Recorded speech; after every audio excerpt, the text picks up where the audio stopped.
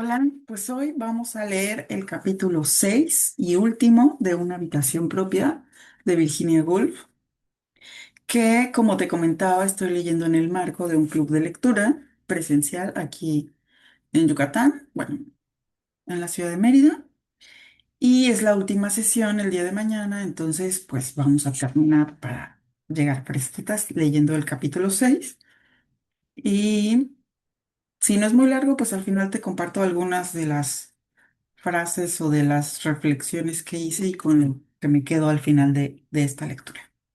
Vamos a ello. Capítulo 6. Al día siguiente, la luz de la mañana de octubre caía en rayos polvorientos a través de las ventanas sin cortinas y el murmullo del tráfico subía de la calle. A esta hora, Londres se estaba dando cuerda de nuevo. La fábrica se había puesto en movimiento. Las máquinas empezaban a funcionar. Era tentador, después de tanto leer, mirar por la ventana y ver qué estaba haciendo Londres en aquella mañana del 26 de octubre de 1928. ¿Y qué estaba Londres haciendo? Nadie parecía estar leyendo Antonio y Cleopatra. Londres se sentía del todo indiferente, según las apariencias, a las tragedias de Shakespeare.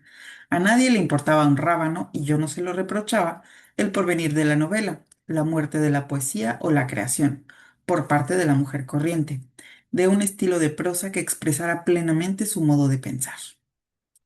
Si alguien hubiera escrito con tiza en la cera sus opiniones sobre alguno de estos temas, nadie se hubiese inclinado para leerlas.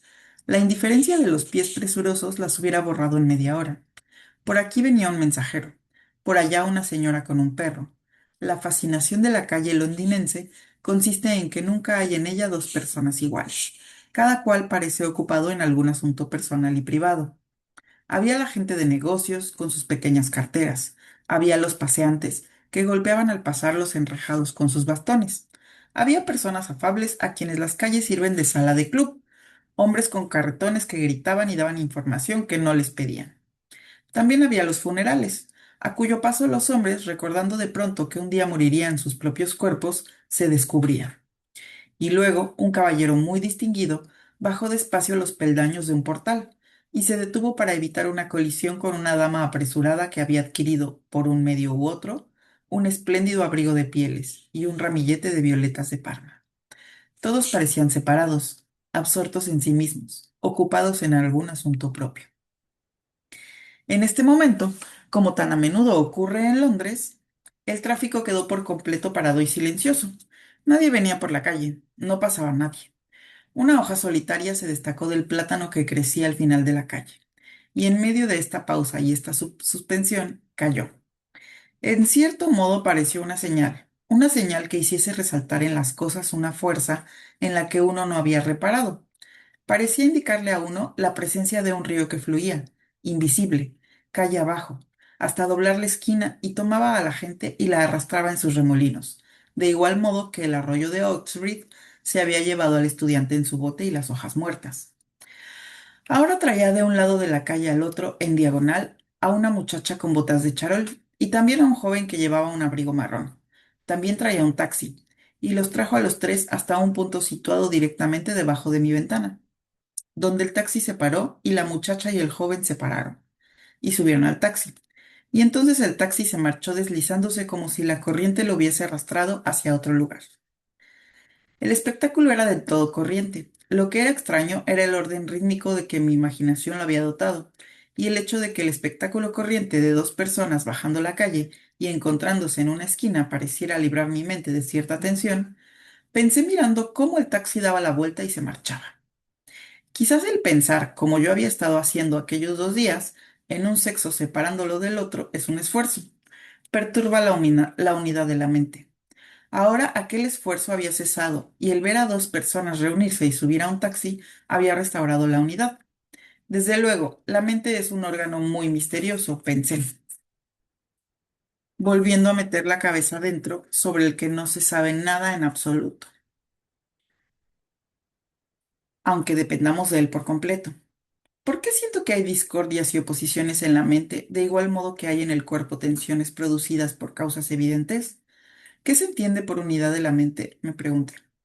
Porque la mente tiene claramente el poder de concentrarse sobre cualquier punto en cualquier momento. tal poder que no parece estar constituida por un único estado de ser. Puede separarse de la gente de la calle, por ejemplo, y pensar en sí misma mientras mira a la gente desde una ventana alta.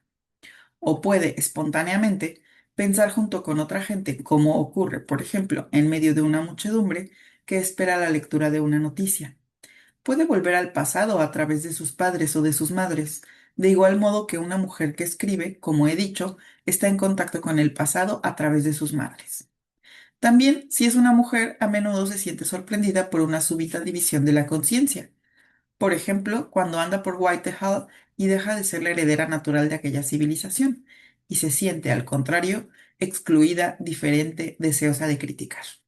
Es indudable que la mente siempre está alterando su enfoque y mirando el mundo bajo diferentes perspectivas. Pero algunos de estos estados mentales parecen, incluso si se adoptan espontáneamente, menos cómodos que otros. Para mantenerse en ellos, inconscientemente uno retiene algo, y gradualmente esta represión se convierte en un esfuerzo. Pero quizás haya algún estado en el que uno pueda mantenerse sin esfuerzo porque no necesita retener nada. Y este, pensé apartándome de la ventana, quizás sea uno de ellos. Porque al ver la pareja subir al taxi, me pareció que mi mente, tras haber estado dividida, se había reunificado en una fusión natural. La explicación evidente que a uno se le ocurre es que es natural que los sexos cooperen. Tenemos un instinto profundo, aunque irracional, en favor de la teoría de que la unión del hombre y de la mujer aporta la mayor satisfacción, la felicidad más completa. Pero la visión de aquellas dos personas subiendo al taxi y la satisfacción que me produjo también me hicieron preguntarme si la mente tiene dos sexos que corresponden a dos sexos del cuerpo y si necesitan también estar unidos para alcanzar la satisfacción y la felicidad completas. Y me puse para pasar el rato a esbozar un plano del alma según el cual cada uno de nosotros presiden dos poderes, uno macho y otro hembra. Y en el cerebro del hombre predomina el hombre sobre la mujer, y en el cerebro de la mujer predomina la mujer sobre el hombre. El estado de ser normal y confortable es aquel en que los dos viven juntos en armonía, cooperando espiritualmente. Si se es hombre, la parte femenina del cerebro no deja de obrar, y la mujer también tiene contacto con el hombre que hay en ella. Quizá Coleridge se refería a esto cuando dijo que las grandes mentes son andróginas. Cuando se efectúa esta fusión es cuando la mente queda fertilizada por completo y utiliza todas sus facultades. Quizás una mente puramente masculina no pueda crear, pensé, ni tampoco una mente puramente femenina. Pero convenía averiguar qué entendía uno por hombre con algo de mujer y por mujer con algo de hombre, hojeando un par de libros. Desde luego, Coleridge no se refería cuando dijo que las grandes mentes son andróginas a que sean mentes que sienten especial simpatía hacia las mujeres, mentes que defienden su causa o se dedican a su interpretación. Quizá la mente andrógina está menos inclinada a esta clase de distinciones que la mente de un solo sexo. Coleridge quiso decir quizá que la mente andrógina es sonora y porosa, que transmite la emoción sin obstáculos, que es creadora por naturaleza, incandescente e individuiza. De hecho, uno vuelve a pensar en la mente de Shakespeare como prototipo de mente andrógina, de mente masculina con elementos femeninos, aunque sería imposible decir qué pensaba Shakespeare de las mujeres. Y sí es cierto que el no pensar especialmente o separadamente en la sexualidad es una de las características de la mente plenamente desarrollada, cuesta ahora muchísimo más que antes alcanzar esta condición. Me acerqué entonces a los libros de autores vivientes e hice una pausa y me pregunté si este hecho no se hallaba en la raíz de algo que me había dejado mucho tiempo perpleja. No es posible que en ninguna época haya existido tan estridente preocupación por la sexualidad como en la nuestra. Buena prueba de ello, la enorme cantidad de libros que había en el British Museum escritos por hombres sobre las mujeres. Sin duda tenía la culpa la campaña de las sufragistas. Debía de haber despertado en los hombres un extraordinario deseo de autoafirmación. Debía de haberles empujado a hacer resaltar su propio sexo y sus características, en las que no se habrían molestado en pensar si no les hubieran desafiado. Y cuando uno se siente desafiado, aunque sea por unas cuantas mujeres con gorros negros, reacciona. Si no le han desafiado antes, un poco demasiado fuerte. Quizás así se expliquen algunas de las características que recuerdo haber encontrado en este libro. pensé sacando del estante una nueva novela de Mr. A, que está en apogeo de la vida y goza de muy buena fama, parece entre los críticos. La abrí. Realmente era una delicia volver a leer un estilo masculino. Sonaba tan directo, tan claro después de leer los estilos femeninos. Indicaba tal libertad mental, tal libertad personal, tal confianza en uno mismo. Se experimentaba una sensación de bienestar ante aquella mente bien alimentada, bien educada, libre, que nunca había sufrido desvíos u oposiciones, que desde el nacimiento había podido, al contrario, desarrollarse con plena libertad en la dirección que había querido.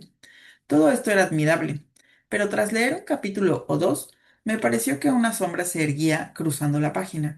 Era una barra recta y oscura, una sombra con la forma de la letra I.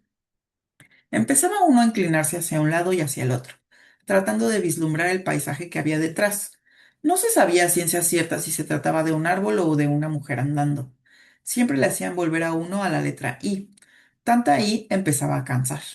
Cierto que esta I era una I muy respetable, honrada y lógica, dura como una nuez y pulida por siglos de buenas enseñanzas y buena alimentación. Respeto y admiro esta I desde lo más hondo del corazón. Pero aquí volví una página o dos en busca de algo. Lo malo es que cuanto se halla a la sombra de la letra I, carece de forma, como la bruma. ¿Es aquello un árbol? No, es una mujer, pero no tiene ni un hueso en todo el cuerpo. Pensé mirando cómo Phoebe, pues así se llamaba, cruzaba la playa. Entonces Alan se levantó y la sombra de Alan aniquiló a Phoebe, porque Alan tenía puntos de vista y Phoebe se apagaba bajo el torrente de sus opiniones. Y Alan, pensé, también tiene pasiones, y me puse a volver las páginas muy deprisa, sintiendo que la crisis se estaba acercando, y así era. Tuvo lugar en la playa bajo el sol. Fue hecho muy abiertamente. Fue hecho muy vigorosamente. Nada hubiera podido ser más indecente. Pero había dicho pero demasiadas veces. Uno no puede seguir diciendo pero. Tiene que terminar la frase de algún modo, me reproché a mí misma. La terminaré con pero me aburro. Pero ¿por qué me aburría? A causa en parte de la predominancia de la letra I y de la aridez a la que, como el haya gigantesca, condena la tierra que su sombra cubre. Ahí nada puede crecer, y en parte por otro motivo más oscuro. Parecía haber algún obstáculo, algún impedimento de la mente de Mr. A que obstruía la fuente de la energía creadora y la hacía correr por un estrecho cauce. Y recordando a la vez que el almuerzo a Nutbridge, la ceniza del cigarrillo y el gato sin cola, y a Tennyson y a Cristina Rossetti, me pareció posible que allí estuviera el obstáculo, puesto que Alan ya no murmura. Ha caído una espléndida lágrima de la pasionaria que crece junto a la verja, cuando Phoebe cruza la playa y ella ya no contesta. Mi corazón es como un pájaro que canta, cuyo nido se halla en un brote rociado. Cuando Alan se acerca, ¿qué puede hacer él? Siendo honrado como el día y lógico como el sol, no puede hacer más que una cosa. Y esto lo hace, reconozcámoslo, una y otra vez, dije volviendo las páginas. Y otra, y otra. Y esto, añadí, dándome cuenta del carácter terrible de la confesión, resulta un tanto aburrido.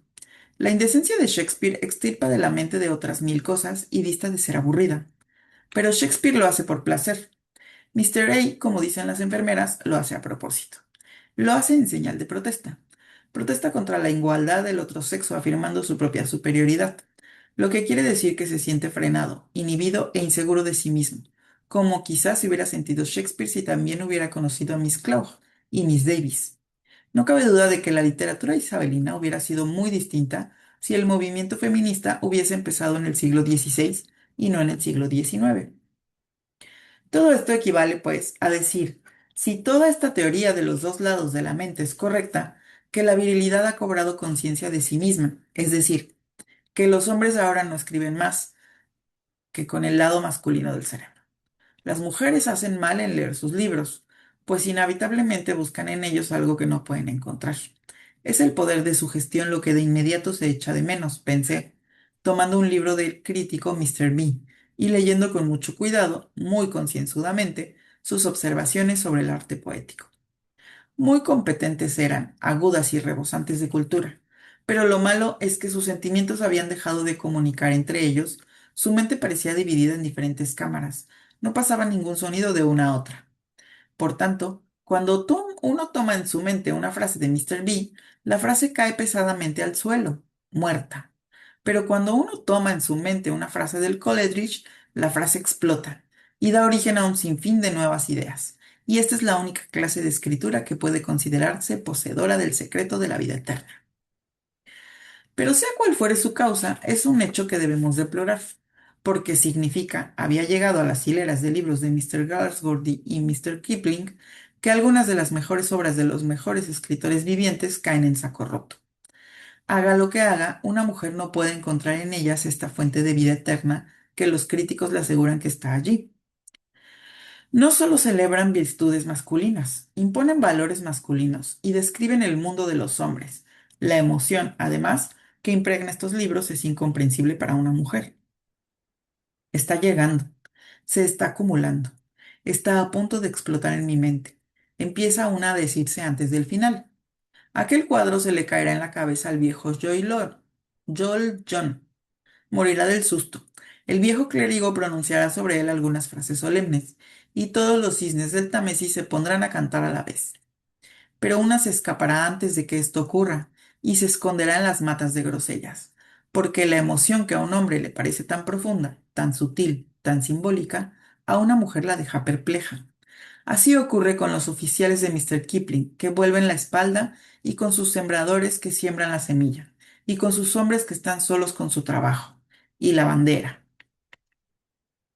Todas estas mayúsculas la hacen a una ruborizarse, como si la hubieran sorprendido escuchando a escondidas en una orgía puramente masculina. Lo cierto es que ni Mr. Glassworthy ni Mr. Kipling tienen en ellos una sola chispa femenina. Todas sus cualidades, si se puede generalizar, le parecen, pues, crudas y poco maduras a una mujer. Carecen de poder sugestivo, y cuando un libro carece de poder sugestivo, por duro que golpee la superficie de la mente, no puede penetrar en ella. Y con el desasosiego con que uno saca libros de los estantes y los vuelve a colocar en su sitio sin mirarlos, me puse a imaginar una era futura de virilidad pura, de autoafirmación de la virilidad, como la que las cartas de los profesores, tomemos las cartas de Sir Walter Raleigh, por ejemplo, parecen augurar, y que los gobernantes de Italia ya han iniciado, porque difícilmente deja uno de sentirse impresionado en Roma por una sensación de masculinidad inmitigada. Y sea cual fuere desde el punto de vista del Estado el valor de la masculinidad inmitigada, su efecto sobre el arte de la poesía es discutible. De todos modos, según los periódicos, reina en Italia cierta ansiedad acerca de la novela. Ha habido una reunión de académicos cuyo objeto era estimular la novela italiana. Hombres famosos por su nacimiento o en los círculos financieros, la industria o las corporaciones fascistas se reunieron el otro día y discutieron el asunto. Y se envió al duce un telegrama en el que se expresaba la esperanza de que la era fascista pronto produciría un poeta digno de ella. Podemos unirnos todos a esta esperanza, pero dudo de que la poesía pueda nacer de una incubadora. La poesía debería tener una madre, lo mismo que un padre. El poema fascista, hay motivos para temer, será un pequeño aborto horrible como los que se ven en tarros de cristal en los museos de las ciudades de provincias. Estos monstruos nunca viven mucho tiempo, se dice. Nunca se ven prodigios de esta clase cortando la hierba en un prado. Dos cabezas en un cuerpo no garantizan una larga vida. Sin embargo, la culpa de todo esto, si es que uno se empeña en encontrar a un culpable, no la tiene un sexo más que el otro. Los responsables son todos los seductores y los reformadores. Lady Besburg, que mintió a Lord Granville, Miss Davis, que le dijo la verdad a Mr. Gregg. Son culpables todos los que han contribuido a despertar la conciencia del sexo, y son ellos quienes me empujan, cuando quiero usar al máximo mis facultades en un libro, a buscar esta satisfacción en aquella época feliz, anterior a Miss Davis y Miss Claude, en que el escritor utilizaba ambos lados de su mente a la vez. Para ello debemos acudir a Shakespeare, porque Shakespeare era andrógino, e igualmente lo eran Keats y Sterne, Cowper, Lamb y Coleridge.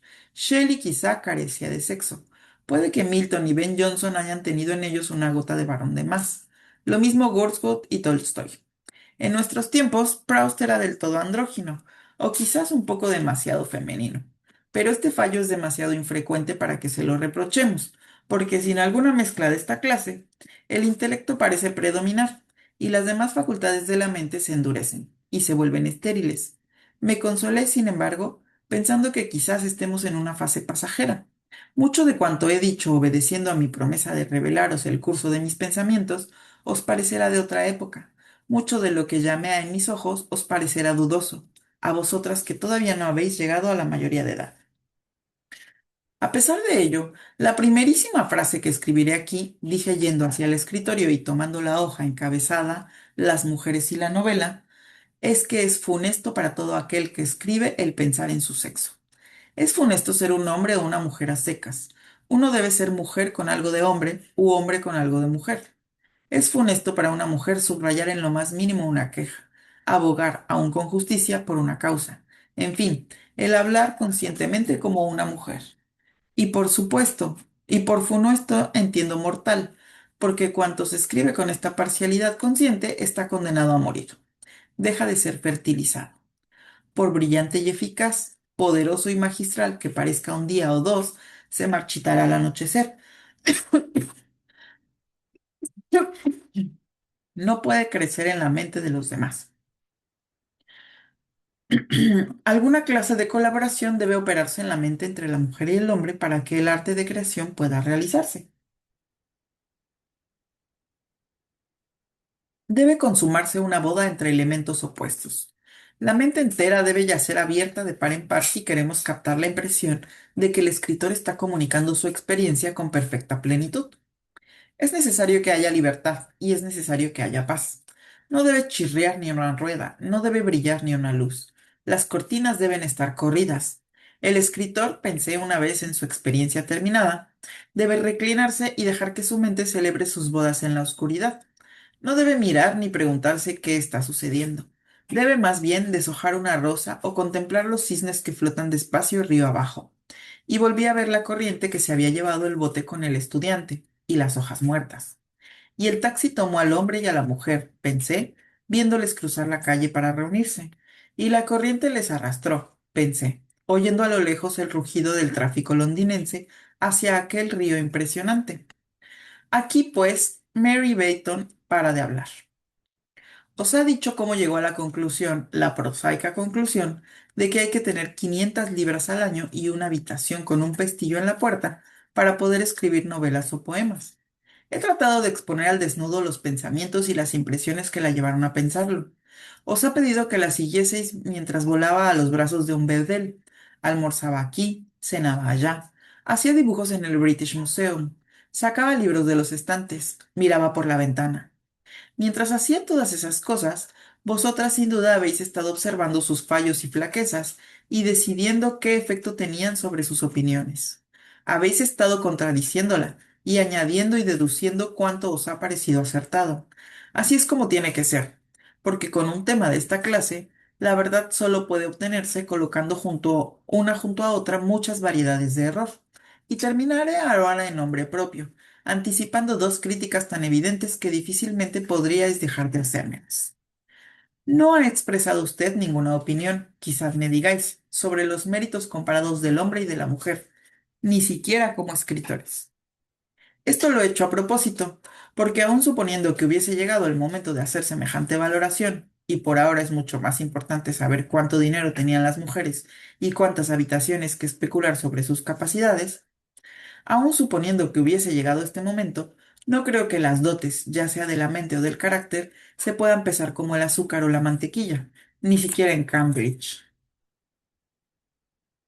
donde saben tanto de poner a la gente en categorías y de colocar birretes sobre su cabeza e iniciales detrás de su apellido.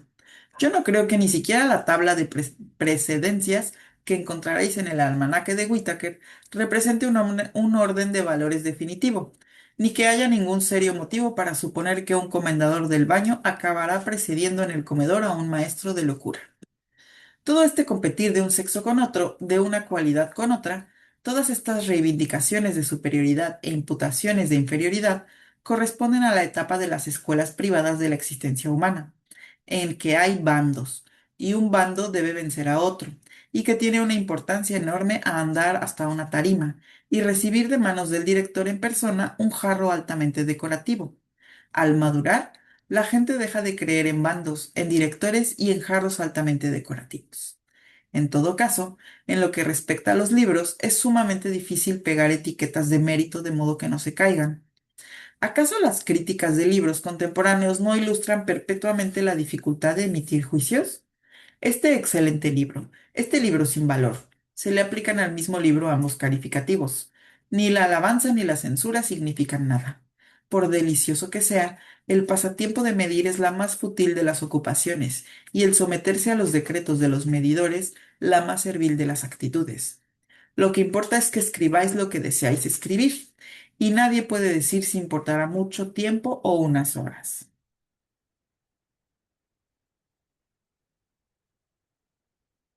Pero sacrificar un solo pedazo de la cabeza de nuestra visión, un solo matiz de su color en deferencia a un director de escuela con una copa de plata en la mano, o algún profesor que esconde en la manga una cinta de medir, es la más baja de las traiciones, en comparación.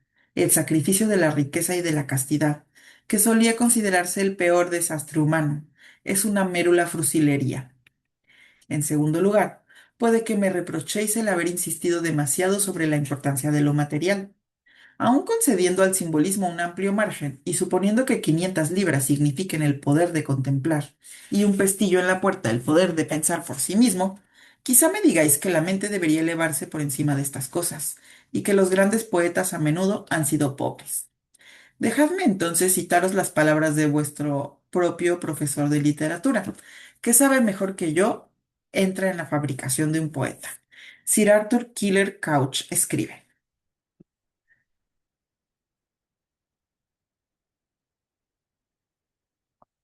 ¿Cuáles son los grandes nombres de la poesía de estos últimos 100 años aproximadamente?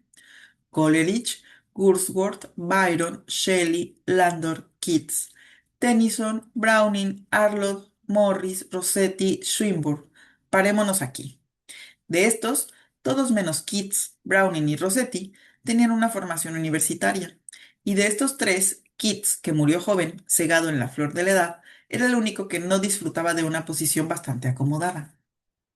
Quizá parezca brutal decir esto, y desde luego es triste tener que decirlo, pero lo rigurosamente cierto es que la teoría de que el genio poético sopla donde le place, y tanto entre los pobres como entre los ricos, contiene poca verdad.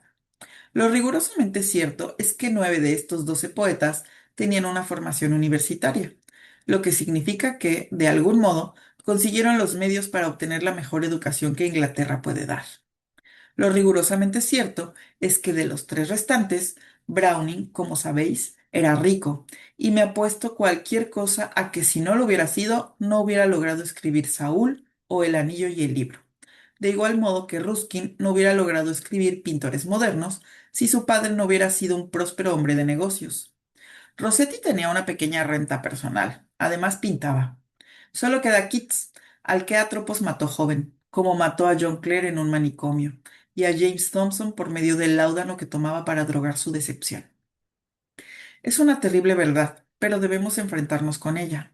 Lo cierto, por poco que nos honre como nación, es que debido a alguna falta de nuestro sistema social y económico, el poeta pobre no tiene hoy día, ni ha tenido, durante los pasados 200 años, la menor oportunidad.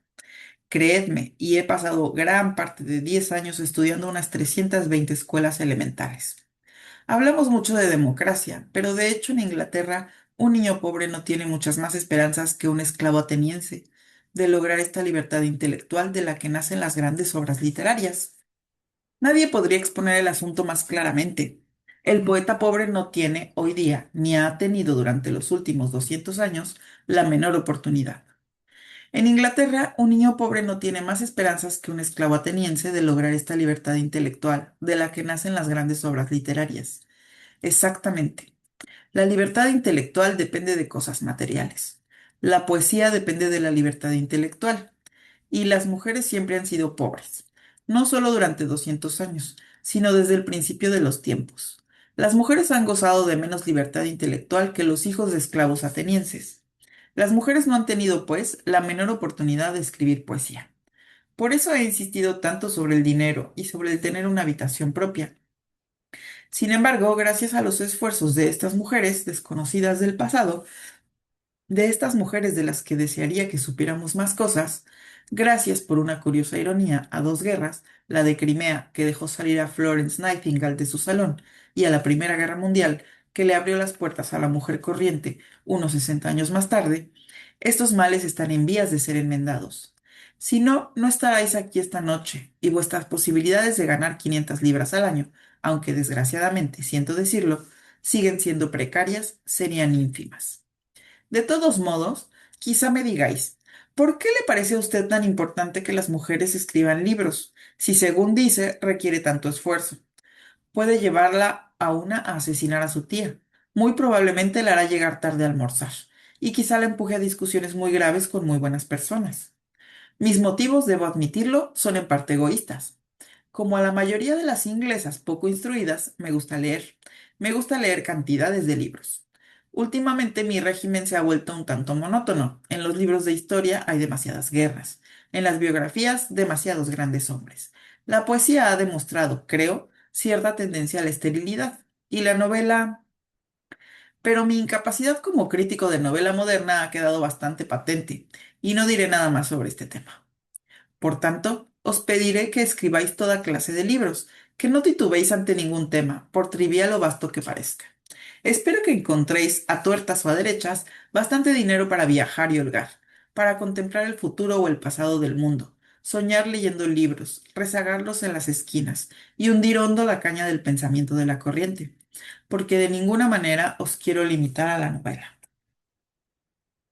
Me complaceríais mucho, y hay miles como yo, si escribierais libros de viajes y aventuras, de investigación y alta erudición, libros históricos y biografías, libros de crítica, filosofía y ciencias.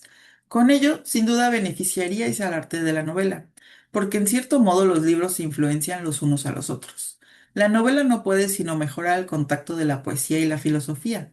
Además, si estudiáis alguna de las grandes figuras del pasado, como Safo, Murasaki, Emily Bronte, veréis que es una heredera a la vez que una iniciadora y ha cobrado vida porque las mujeres se han acostumbrado a escribir como cosa natural, de modo que sería muy valioso que desarrollaseis esta actividad, aunque fuera como preludio a la poesía. Pero al repasar estas notas y criticar la sucesión de mis pensamientos cuando las escribí, me doy cuenta de que mis motivos no eran del todo egoístas. En estos en todos estos comentarios y razonamientos late la convicción, o es el instinto, de que los buenos libros son deseables y de que los buenos escritores, aunque se pueda encontrar en ellos todas las variedades de la depravación humana, no dejan de ser personas buenas. Cuando os pido que escribáis más libros, os insto, pues, a que hagáis algo para vuestro bien y para el bien del mundo en general. ¿Cómo justificar este instinto o creencia? No lo sé. Porque si uno no se ha educado en una universidad, los términos filosóficos fácilmente pueden inducirle en error. ¿Qué se entiende por realidad? La realidad parece ser algo muy caprichoso, muy indigno de confianza. Ora se la encuentra en una carretera polvorienta, ora en una calle en un trozo de periódico, ora en un narciso abierto al sol. Ilumina a un grupo en una habitación y señala unas palabras casuales. La sobrecoge a uno cuando vuelve andando a casa bajo las estrellas y hace que el mundo silencioso parezca más real que el de la palabra. Y ahí está de nuevo en un ómnibus en medio del tumulto de Piccadilly. A veces, también parece habitar formas demasiado distantes de nosotros para que podamos discernir su naturaleza, pero da a cuanto toca fijeza y permanencia. Esto es lo que queda cuando se ha echado en el seto la piel del día. Esto es lo que queda del pasado y de nuestros amores y odios. Ahora bien, el escritor, creo yo, tiene más oportunidad que la demás gente de vivir en presencia de esta realidad. A él le corresponde encontrarla, recogerla y comunicárnosla al resto de la humanidad. Esto es, en todo caso, lo que infiero al leer El Rey Lear, Emma o En busca del tiempo perdido.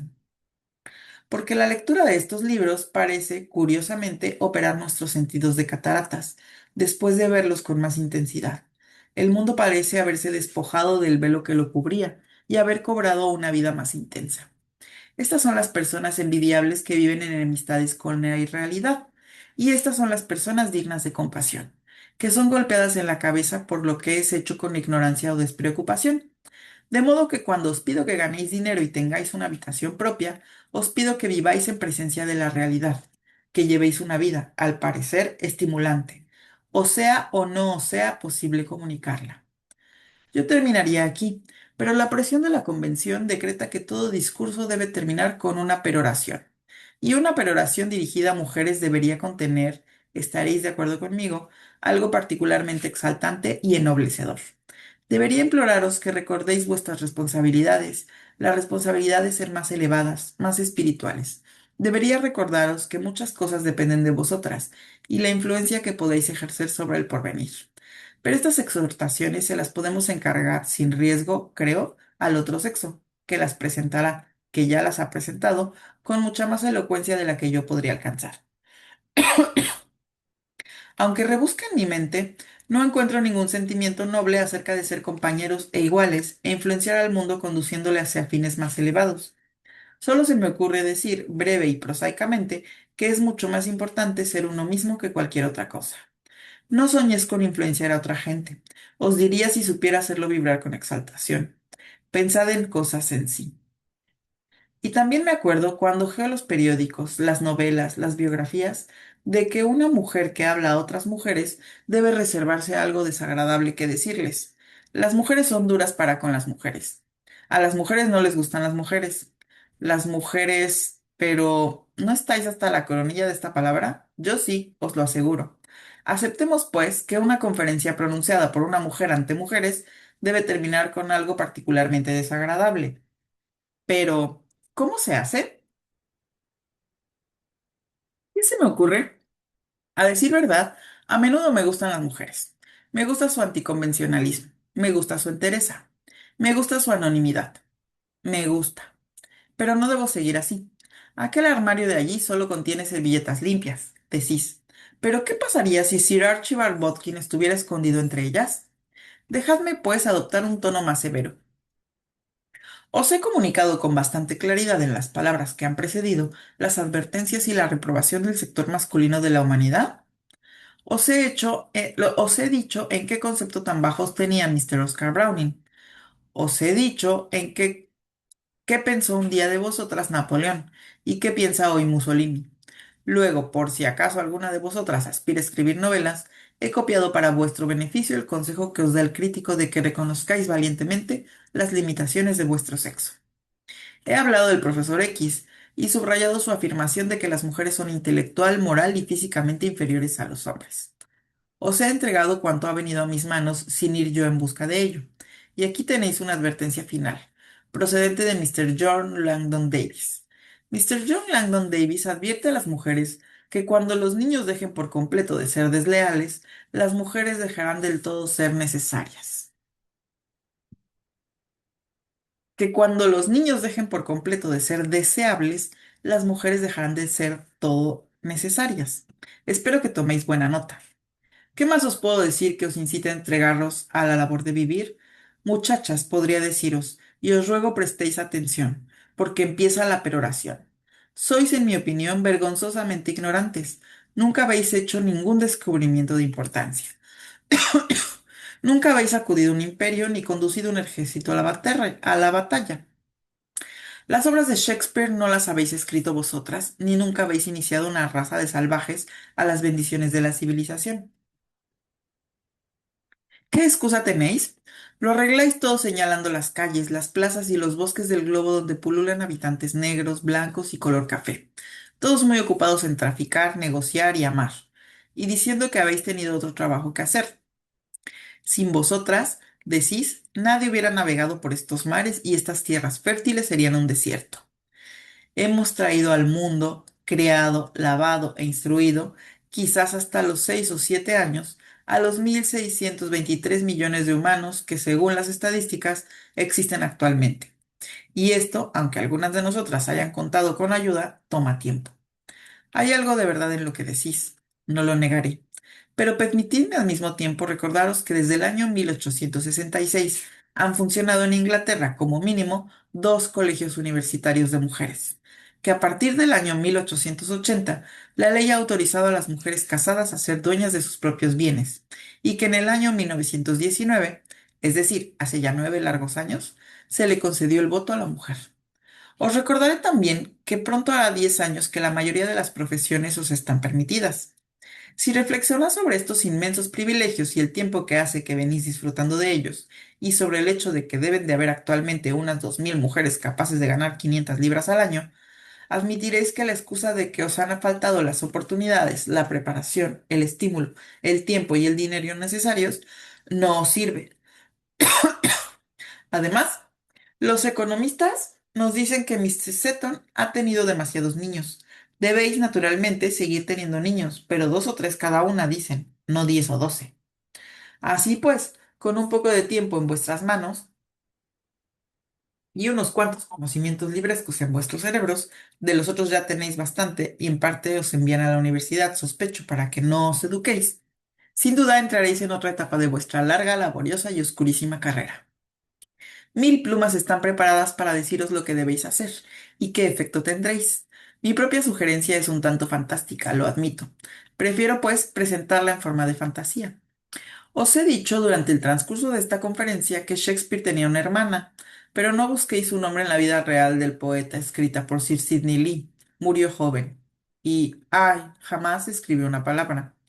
Se halla enterrada en un lugar donde ahora paran los autobuses, frente al Elephant and Castle. Ahora bien, yo creo que esta poetisa que jamás escribió una palabra y se halla enterrada en esta encrucijada vive todavía. Vive en vosotras y en mí, y en muchas otras mujeres que no están aquí esta noche, porque están lavando los platos y poniendo a los niños en la cama. Pero vive, porque los grandes poetas no mueren, son presencias continuas. Solo necesitan la oportunidad de andar entre nosotros hechos carne. Esta oportunidad, creo yo, pronto tendréis el poder de ofrecérsela a esta poetisa.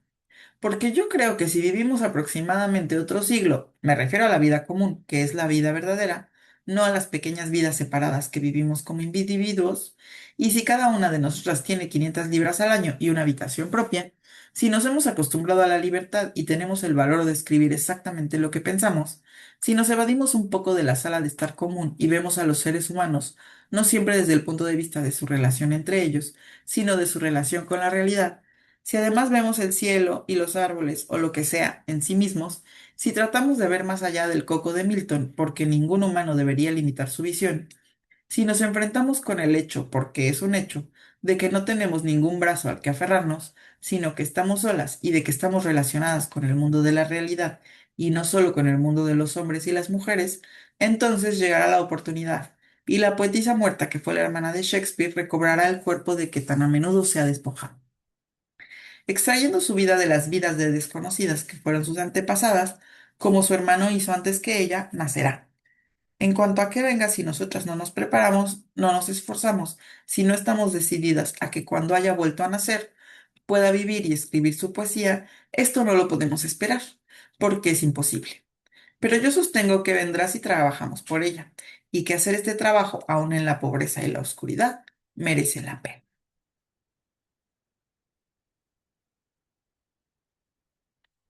Y bueno. Con esto termina el libro y tengo que confesar que este capítulo 6 fue mi favorito de un libro que no me gustó. Eh, yo sé que hay muchas opiniones y mucha gente puede diferir de mí, pero estuve resistiendo todos los primeros 5 capítulos. El quinto específicamente fue como un... no, no me gustó nadita, pero este sexto sí, sí me gustaron estos tintes donde habla de la mente, donde habla del plano del alma, no plano hombre-mujer, pero sí del alma, ¿no? Me dio como idea para mi journal. También me gustó esto donde habla del desafío, que si no hay un desafío no hay una reacción, y de los dotes, ¿no? Que los mejores dotes que podemos tener, pues es nuestra vida, que la aprovechemos y que vivamos y que escribamos lo que queremos escribir, no importa si no tenemos dinero y una habitación, como lo estuvo diciendo todo el libro, ¿no? Entonces, bueno, esto fue Una habitación propia de Virginia Woolf y con esto yo me despido de este libro. Volveré la próxima semana con alguna otra lectura para seguir leyendo y acompañándolos en audiolibro cuando están haciendo cositas y no tengan tiempo de leer físicamente, pues aquí escuchar mi voz si ustedes me lo permiten. Que tengan bonitos días. Hasta pronto.